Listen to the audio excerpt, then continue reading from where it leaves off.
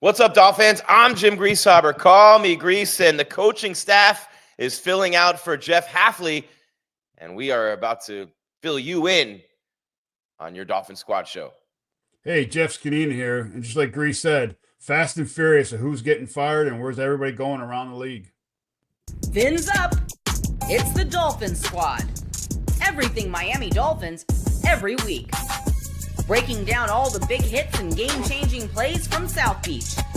The way only the Locked On Podcast Network can. Sunshine, speed, and squad goals. The Dolphins Squad Show starts now.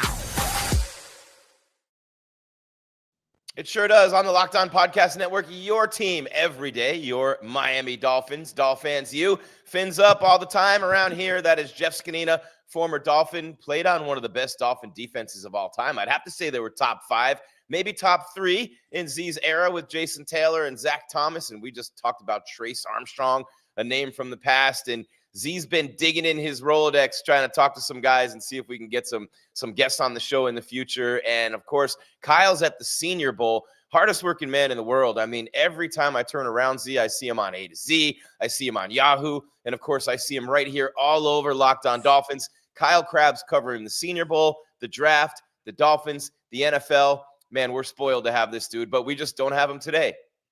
No, I mean, he's in Mobile. Beautiful Mobile on probably a cold, blistery day sitting in those stands. Why the hell is it in Mobile, Z? Why? I mean, things evolve, times change. Why?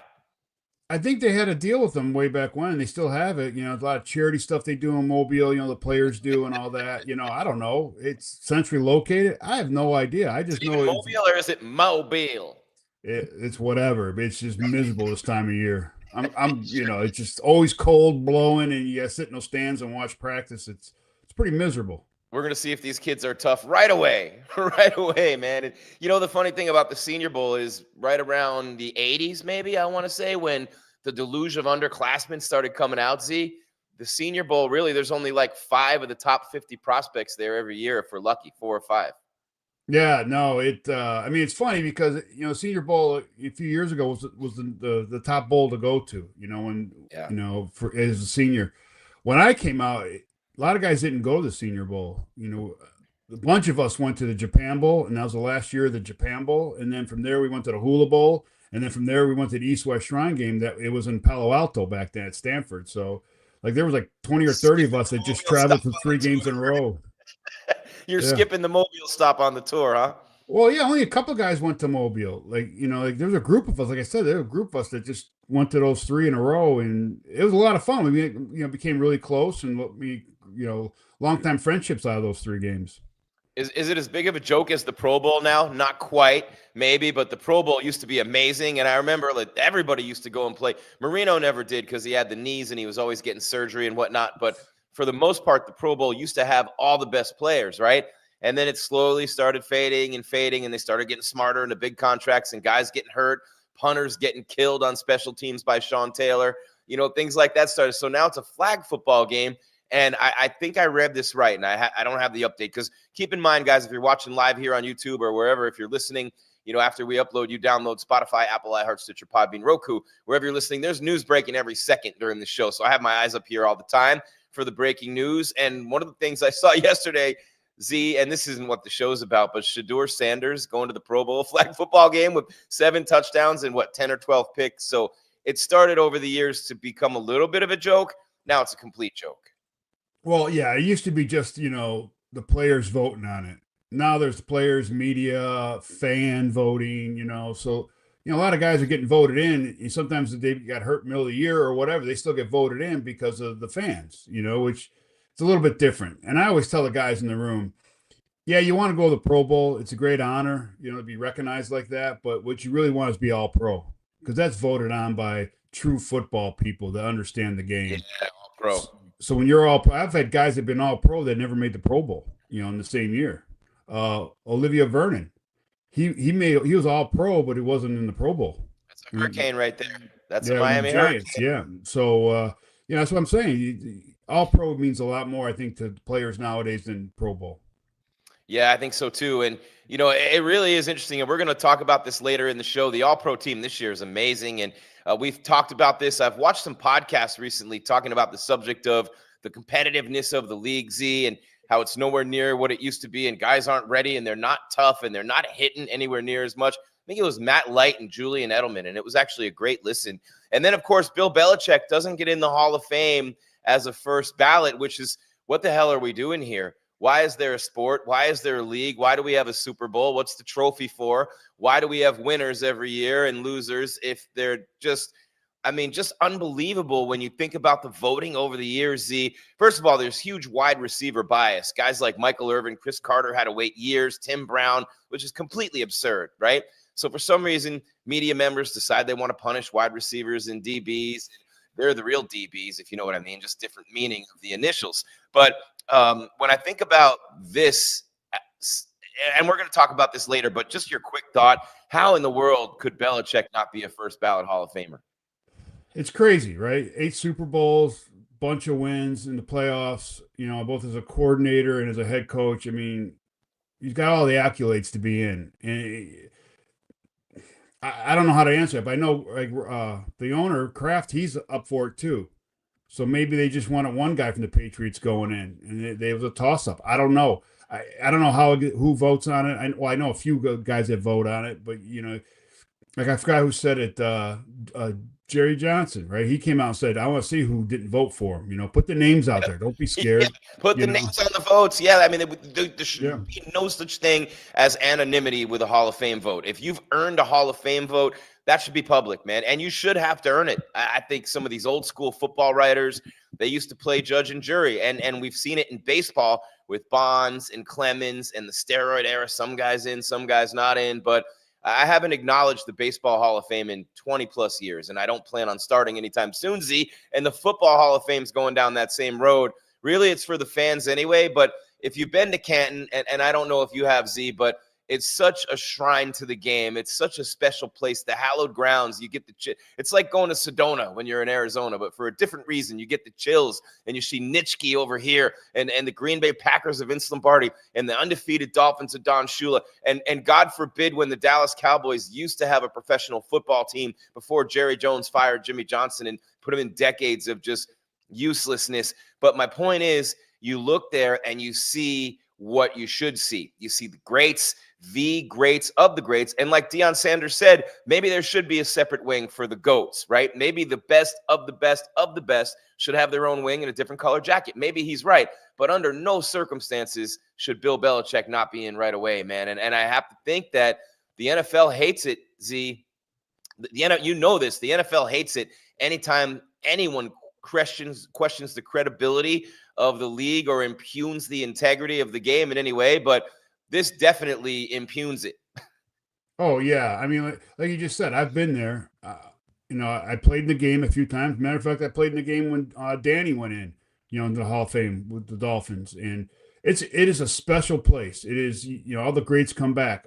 I've only gone to one of the inductions. Actually, I just went to the party because I was actually coaching for the Washington Commanders when Zach went in. I went up for the party, though. I had a buddy of mine, he had his own plane, so he was kind enough to fly me up and fly me back so I could go to the party. You got a buddy with his own plane?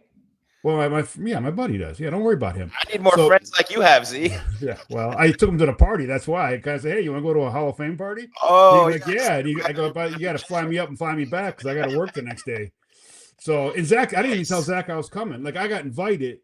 And I just, showed up, and he was, happy. But you see all the guys that, all the Hall of Fame guys go to each party, So I'm sitting there, I'm seeing guys that I played with, played against, and, had a great time with, So it was special. It's just a special time, because all these guys, they deserve to be in there, and it's great to see it. But sometimes it takes a while. It took Zach a while. It took Kevin Green a long time, who's number 3 on the all-time sack thing, Dan McMichael, So it just takes a while, or Steve McMichael, excuse me. It just takes a while, but eventually, they get in, Eventually, I think a lot of guys have had to wait too long, but also maybe, so many players being put in a little bit too soon. Maybe unless you're Deion Sanders, unless you're Marshall Faulk, unless you're, Bruce Smith, Larry Allen. I mean, I could keep going. Unless you're one of those guys, unless you're Patrick Mahomes, Tom Brady, and you don't want to make it just quarterbacks, but maybe everyone should wait a year if you're not that dude. Maybe there should be tiers of how long you wait. I don't know. But under no circumstances, no matter how many tiers you put in, no matter how you look at it, there'd be no way Belichick would ever wait. So I don't know right now it's just rumors. I guess supposedly it's just being reported that he's not in first ballot. But man, it's absurd. And I don't think it matters to Belichick. I should probably say that. I don't think he really cares, but it might sting him a little bit. See, you guys always say nothing bothers you, but I mean, you're all human beings. No, I know. And I know some guys that have been on the list and the finalists, and the next year they're not. And it stings, I mean, I know I'll never be on the list, but it's like, whatever. But again, he's in a different category than the players. He's in the contributing, right? So there's like only so many guys can get in off of that list. And some of those guys have been waiting too a few years. I get they don't have the accolades that the coach has, but again, they've been waiting too. So maybe they want to wait and bring him in with Brady, have them both come together. Why don't we just call this what it really is, Z?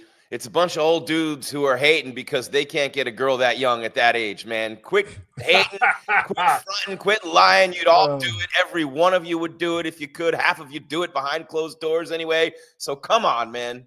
Come on. I've been waiting to say that about Belichick. Just come get me when I'm in my mid-70s and tell me a hot 24-year-old wants me and she actually really loves me. I mean, there's a lot of you out there who might think about that, Z. Well, didn't they just let Pete Rose get in the Hall of Fame after he passed away? I mean, he should have been no matter what from the beginning as a player.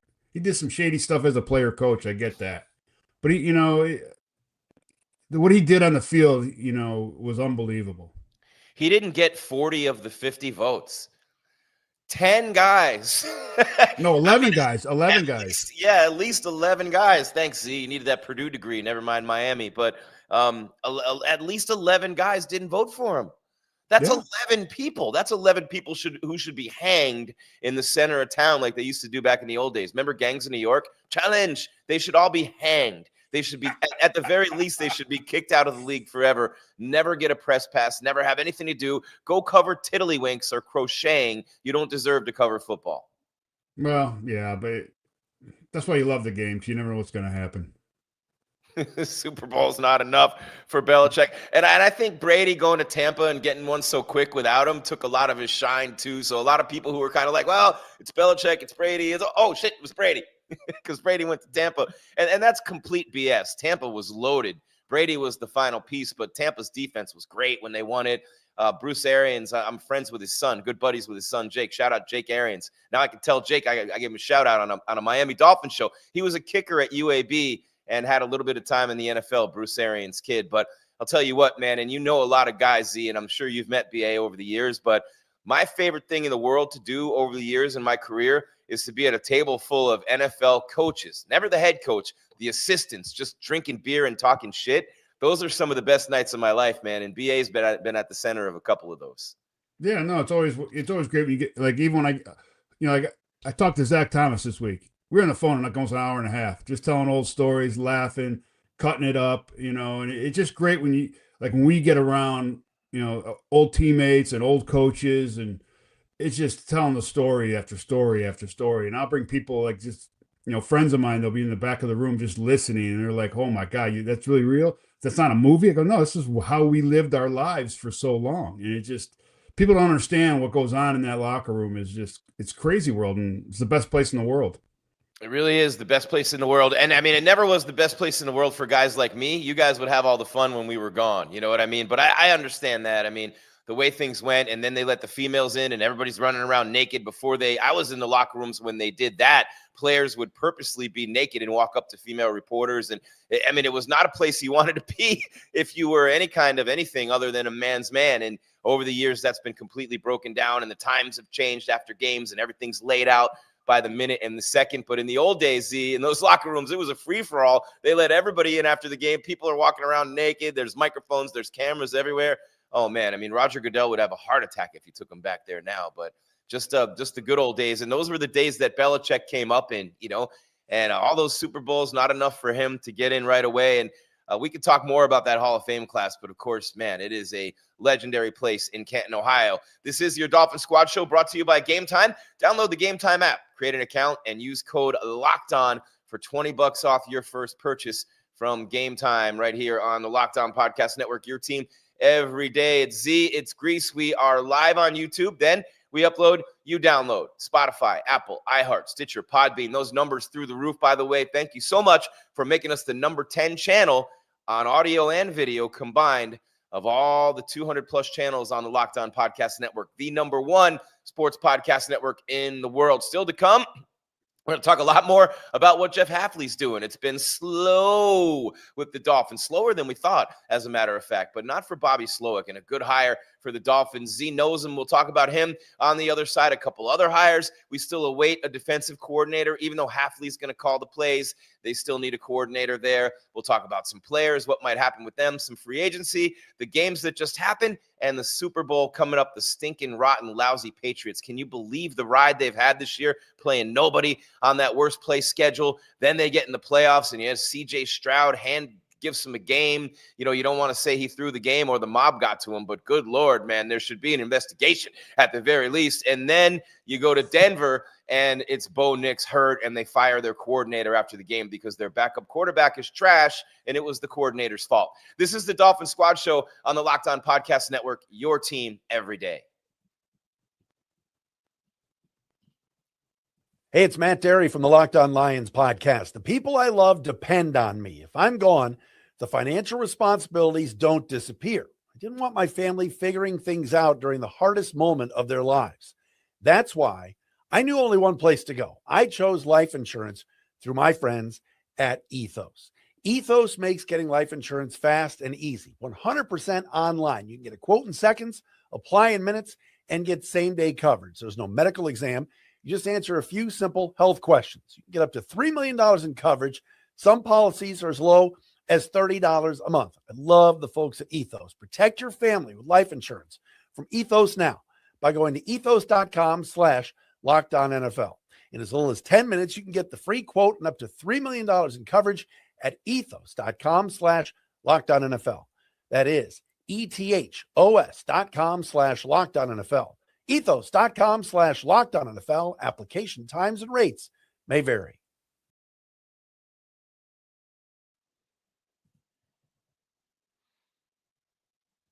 And I get a chance to tell you about our friends at Gametime. There is nothing, and I mean nothing, like being in an NBA arena. The crowd, the energy, the music, the moment, the LEDs, it is a vibe, no doubt about it. Getting tickets, though, no, that part hasn't always been so simple, right? You know this, right? Gametime has become the go-to app for scoring tickets fast, without the hassle. It puts the advantage back where it belongs, with you, with me, with the fans, right? So I know you know about Gametime, but maybe you don't know these things right here that really have made my life and many sports fans like me, their lives so much easier with Gametime. Wait till you hear about the incredible athletic maneuver I just pulled off with my coffee. Can't wait to share that with Z and you and everybody else. All right, so you pull up the Gametime app, right? You pick an upcoming NBA game. You have tickets locked within minutes. It's that easy. You love seeing the all-in price up front, no surprises at the end at checkout. You get the view from your seat right there in your phone, on your computer, and you can do it.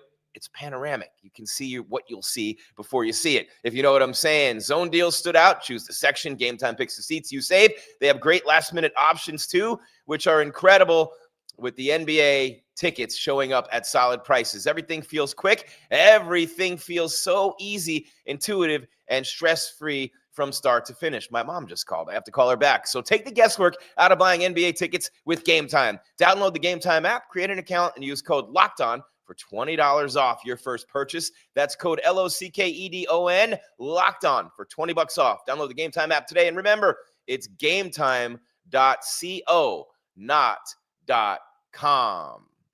For Gametime on the Locked On Podcast Network, your team every day. Jim Grieshaber, call me Grease. That's Jeff Zgonina. Call him Z. And man, I'll tell you what, Z, we've been getting a lot of accolades around the network. People loving the show, and people asking me what it's like working with you. You're turning a lot of heads. You're making a lot of noise here at the network. Even though you might be leaving us to go back to coaching, Never, hanging on by a thread here on the Z train. No, I'm just enjoy doing this twice with you and Kyle. It's been fun this year. Kyle really is great, man. I mean, I try to be careful not to overly compliment people because they start to look at you funny and be like, "What's this dude? What's his angle?" But I mean, of all the people, same with Alex Dono on Locked On Canes. I have the two best guys on the network, man. You talk about an insider. They are exactly what every insider should be, both those guys. And I think that you've seen that with Kyle, right? When people lump the media into one group and they say, you guys don't know anything and you don't do your homework and you don't do this and you don't do that, they're definitely not talking about Kyle Krabs. No, not at all. I mean, he's on his stuff now. He's pretty impressive. So I teased it during the spot, Z. Never mind the Dolphins. Never mind Jeff Hafley. Never mind Tua. Never mind Mike McDaniel, all glib on the podium. Didn't you want to smack him if you're a Dolphin fan? Didn't you just want to slap Mike McDaniel when you saw him in his press conference in L.A. with the Chargers? I couldn't wait to coach with Coach Harbaugh. And I'm making fun of Mike. I love Mike. Mike's amazing. He's an innovative mind in our game, and he's funny. But his press conference yesterday, Z, was so much different than his press conferences all year long. I mean, he's great on the mic, great with the media. All year long after games, he was just terrible on the mic. And then he is back to being Mike McDaniel. You have to think that maybe there's an attitude right now, like when you get away from the Dolphins, it's like escaping an abusive relationship. You finally got away and you don't leave a forwarding address. You don't want him to know where you went. It's a new start for him. So he just, trying to go on the right foot, and get back to coaching football, being a true coordinator, so he just, doing what he does best. And, I can't fault him for that. They let him go here. So he's off to greener pastures, according to him. Oh, man. All right. So real quick, like the street card games in New York where the walnuts, you follow the walnuts. But what's the game where you have to knock something over and pick it up real quick as it's falling? I can't remember. They have it in the arcades. They have it in the places back east where I grew up, the little halls and everything. Like the first place you ever made out with a girl, those little arcade halls when you're like 12, 13. They had them there. Anyway, my point is, as I'm doing the spot, I get demonstrative. I get excited. Man, this old man still gets those grays on fire. And I flail my hands out like this. And I have this coffee literally sitting right next to me, like right next to my hand. And I throw my hand up and the coffee is literally 3/4 of the way full. And it spills. I knock it over in the middle of the spot. I knocked it over and caught it before it fell all the way. I felt like Bruce Lee. It was unbelievable. Next topic, please. People in the chat are really going to love me now, Z. Yeah, they are really exactly. Love me now. But my life is good. I'm happy, man. Between Dolphins, Canes, UFC, we are living. But the Dolphins are too, man. And Z, you talked about it. A new start for Mike McDaniel. I love the fit in LA with the Chargers. I haven't been able to understand why the Chargers have not elevated higher. But remember, they lost Najee Harris in preseason to a season-ending injury or early in the year. I can't remember one or the other, game 1, game 2, or preseason. They were decimated across the offensive line. Herbert was running for his life all year, including against Miami. You see the plays he made. So I know Mike's not the head coach in LA, but going from Tua to Herbert right now, man, that's like trading in the Kia for a Porsche right now, Z. Yeah, I think Herbert fits his offense maybe a little bit better. I think maybe what he wants to do with the drop back and the rollouts and and moving a little bit more and all that. So I think it's a good fit for Mike out there, and that's why he chose it, because he had 3 or 4 different opportunities to go places, and he chose out there because of the quarterback. Now they got to retool their offensive line, that's for sure, because my man was getting pounded pretty good back there. So I'm sure Mike will fix that, and they'll go from there. But it's a great move for Mike. Yeah, and a lot of that was injuries too with the Chargers. And then the other coach we're keeping our eyes on here, and I sent you an article about this morning. He's a buddy of yours, and I think, and you think as well, legitimately one of the best candidates out there to have not gotten a job in recent years is Anthony Weaver. Everyone you talk to says he kills the interviews, or if you're a Gen Zer, he slays the interviews. You know what I'm saying? So he's what he did with this defense this past year. It's like, what's that show on the Food Network where they just give you a bunch of shit that sucks and they tell you to put it all together and make something good, and they put the worst things in the, you know what I mean? Like that's kind of what happened. No disrespect, but that's what happened with him this year with that defense. He's constantly plugging guys in, pulling them out, signing guys off the street. getting them acclimated, getting them out there on the field, in some cases right away. The resurgence of Minka Fitzpatrick, the play of Jordan Brooks, you know what I mean? And Dodson and Zach Sealer got a lot better as the year went on. And then even the young guys, Kenneth Grant, you could see little bursts from him. And of course, I'm talking about Anthony Weaver. And the article I sent you, and I want to make sure I read this correctly, because this is something that, and we've taken a lot of shots at Chris Grier, right? And deservedly so, man, deservedly so. But the headline is Anthony Weaver's HC, head coach, opportunities dwindle thanks to Chris Grier's ineptitude. And that's on FinFanatic, you know, one of the sites that really does a great job, along with Kyle and the Locked On channels, of covering the Dolphins. So I just want to get your thoughts on that, because Weave impresses a lot of people, and they were really close to going with him at Pittsburgh. If it wasn't Mike McCarthy, it was going to be Weave, is what people are saying. Yeah, I mean, I mean, there's still 2 jobs left, I believe, right? The Raiders and the Cardinals. I don't think he interviewed for the Raiders. I'm not sure. I have to go back and look, but I know he did for the Cardinals twice, right? He went out there and did an interview this past weekend, I believe. I don't know what. Yes, the defense didn't help him this year. Last year, you know, they were a lot better. You know, we got decimated with people get traded and injuries and everything, but he got those men to play, especially after the first couple of weeks. He rallied the troops, you know, made that big speech about hit a guy in the mouth, you know, and the guys started playing better, and they got better and better as the year went on. It's a testament to his coaching ability and his ability to lead men. And that's what you have to do as a head coach, is lead men, you know, into battle, into victory.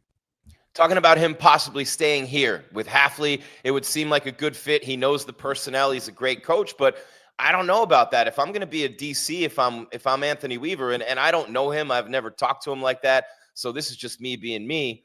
And, you know, my own thoughts on this, having been around the game 30 plus years in the NFL. But I really believe that if you're going to take a DC job, and you already, I mean, how does he not have a salty taste in his mouth for not getting a head job yet? How does that not bother the shit out of him? But on top of that, Z, he's going to stay here in a place where no one's shown him any love or appreciation with what he's done. And he's going to sit while the head coach calls the defense. And Weave's not that guy. He's not going to sit there and have somebody else calling the D, is he? No, I don't think so. But again, there's been nothing said that he is staying. You know, they're keep hiring people on defense. Fans are hoping. A lot of fans, well, they're split, not they're hoping. They're split on it. I'm hoping too. He's a good coach. He's a good football coach. Him and Hafley have a history together. They both coached in Cleveland at one time. I think that Weave's probably got something else brewing if he doesn't get a head coaching job somewhere, you know, as a DC, or, you know, or maybe a senior defensive assistant for a year, because I think he's going to get a head job this year or next year, you know, hopefully. And but I do believe he will, because he'd make a great head coach in this league. Yeah, I mean, no doubt. And it's interesting when you see that some guys just never get that shot. And I hope for his sake he does. But fans who are actually thinking or hoping that he'll stay here, with Hafley calling the defense, that's highly unlikely. So, you know, Zia, I want to get your thoughts. And we talked about this a little bit on the last show of last week, but the news hadn't broken yet. We had said that they would hire coordinators over the weekend, and they did. So the Miami Dolphins hired Bobby Slowick. And this guy has been around a long time. Obviously, they hire from within.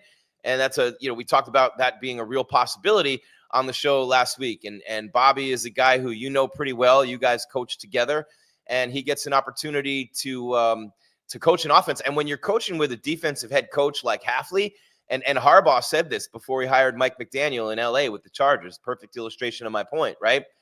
He wanted a head coach for the offense. He wants a head coach for the offense. If Jeff Hafley wants a head coach for the offense, he's got one in Bobby Slowick.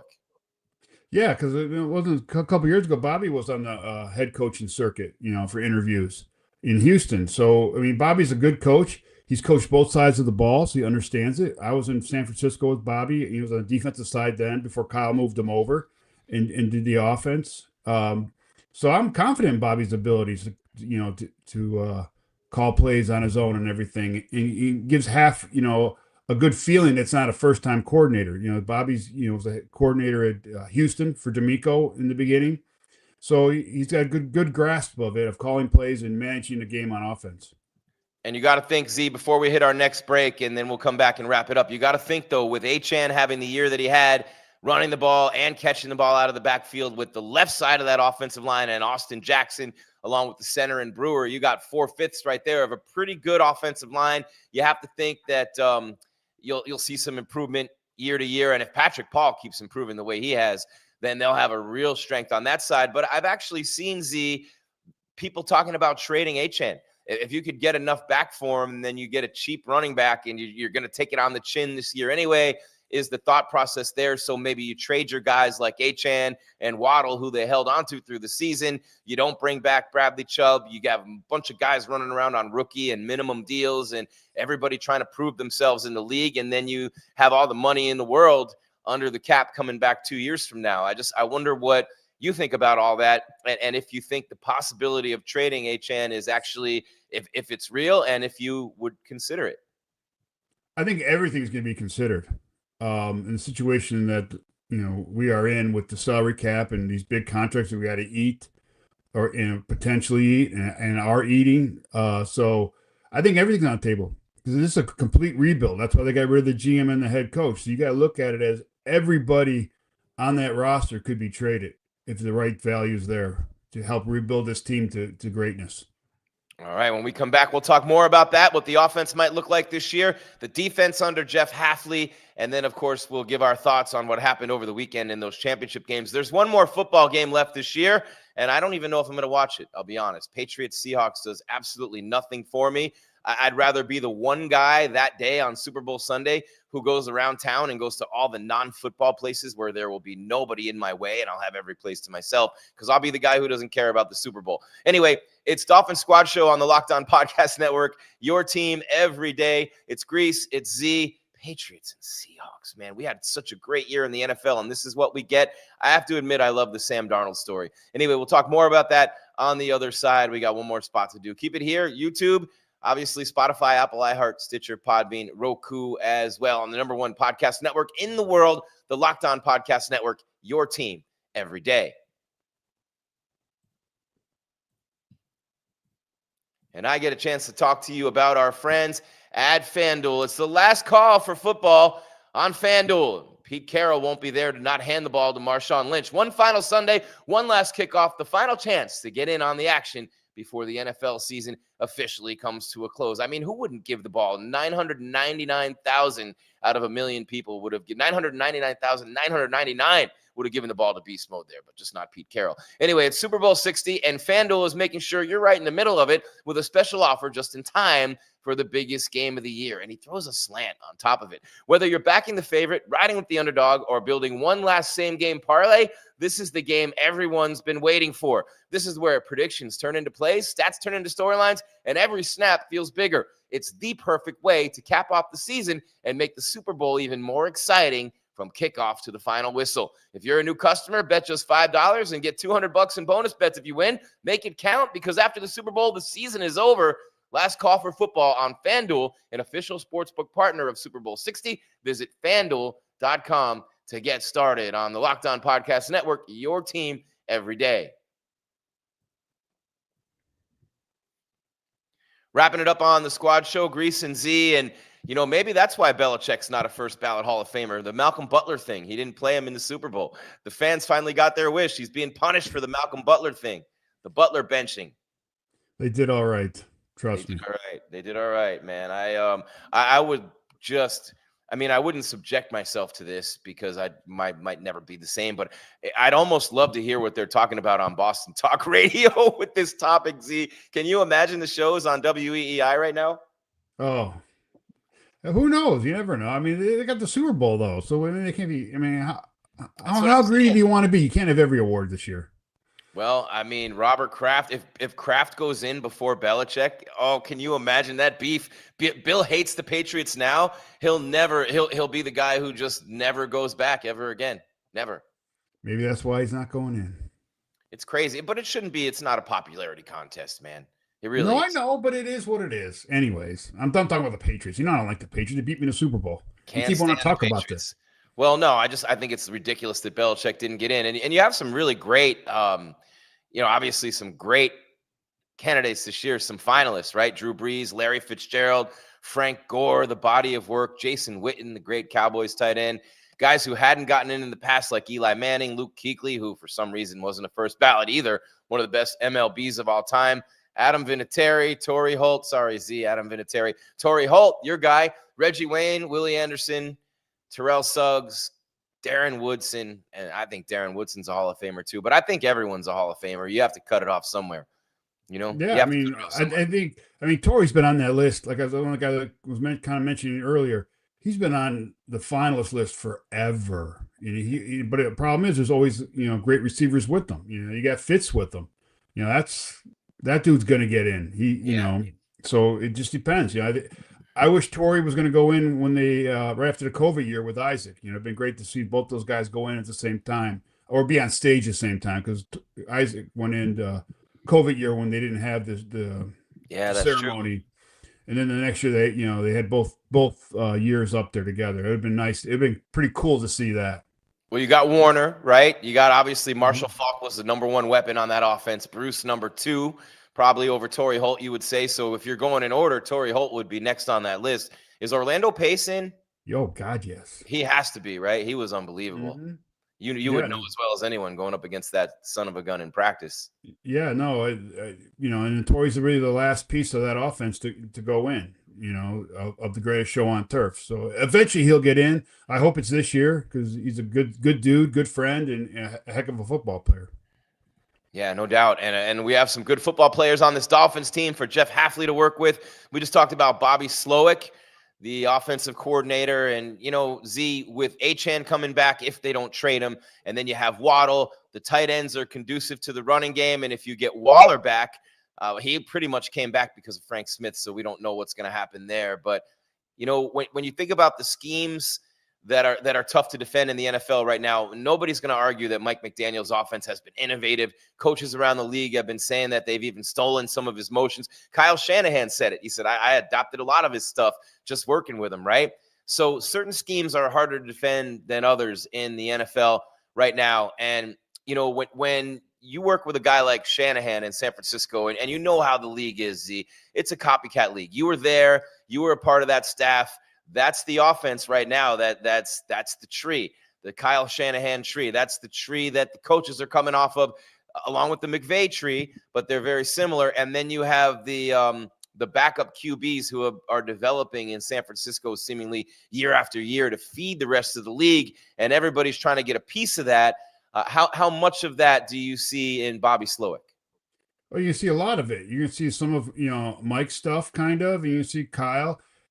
And you see it in Clinton Kubiak out in Seattle, because at the end of the day, Kyle Shanahan, his first OC job was for Gary Kubiak in Houston. When I was a player, he was our OC. And before he went back to Washington with his dad, when his dad came back to take care of the head coach of the Redskins. So you're going to see a lot of that. That's how that tree was built. It started with Mike, and then Gary, and then now their kids are doing it. And you're going to see it grow, and you see Mike doing it, and then you see Bobby doing it. So there are going to be some tweaks and some changes. Bobby's going to make it his baby, which he should, but you're going to see some of all those trees out there at once. Yeah, everybody says he's a super fast, quick, on the go, high processing brain, that kind of thing. But interesting side note here, Z, and I don't know how much it has to do with anything. Just a side note that he was a defensive coach, Bobby Slowick, in San Francisco when he coached with Hafley. So for Hafley to recognize that, hey, a real good football coach is a real good football coach, then you interview him, and obviously he had the stop in Houston. So the fact that he was a defensive coach when they worked together and he just hired him as his offensive coordinator, to me, that says even more about Bobby Slowick as a football coach. Well, yeah, he sat in there with Saleh, because he was Saleh's right-hand man, helping him with all the stuff and going through all that stuff. So he understands coverages, he understands defensive schemes and all that. And then to go over to the offensive side, it just helps you out, how the defense is going to see what you're putting out there, your motions, your formations and everything. So you're one step ahead of it because you've been through it. You're not just learned it from a guy. You lived it, and it goes faster. The muscle memory will be a lot faster. Yeah, and it'll be similar. The offense will be similar to what Mike McDaniel ran, because he came from San Fran too, and Hafley has said it's going to be similar. It's going to be similar to what Shanahan does, so it's not going to be all that different for the players, which I'm sure they really appreciate. Oh, that helps a lot, and it just gets you through OTAs a lot faster, and you you're not always relearning. You're just tweaking, and that helps a lot, with a new coach. Mike McDaniel says he doesn't hold any grudges. He got so many millions of dollars, and of course he ends up in LA, and he'll probably be a head coach again here soon. Anthony Weaver, we don't know what's happening there, but man, the Dolphins projected to take any number of players in the draft. The safety from Ohio State, there's an offensive guard in the mix who's turning heads out there. There's a bunch of players, receiver from USC who I talked about the other day with Kyle, and a couple of tight end prospects, one from Oregon in particular. So it'll be interesting to see what happens here as the staff gets filled out. We get closer to the draft. Kyle will come back next week with all his info from the Senior Bowl. So, Z, I know you got to run, so we're going to end this now.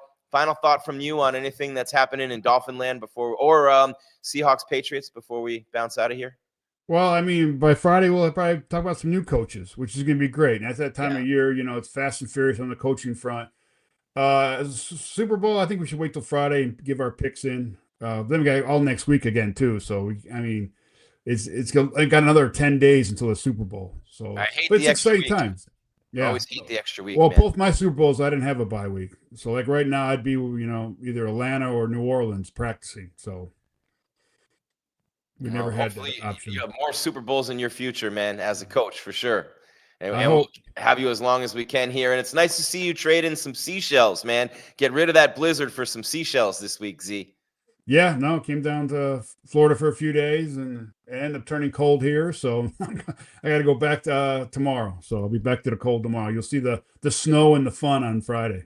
All right, I'll see you Friday, Z. And Kyle will be back next week on your Dolphin Squad show on the Locked On Podcast Network. Your team every day. Jim Grieshaber, call me Grease. Thank you so much for being here with Jeff Zgonina and me on your Wednesday. And we will be back Friday with more of the best Dolphin talk that you can hear or see anywhere on the Locked On Podcast Network, the #1 sports podcast network in the world. And as always, your team every single day. Keep your game tight and your mind right, Miami. We'll talk to you soon.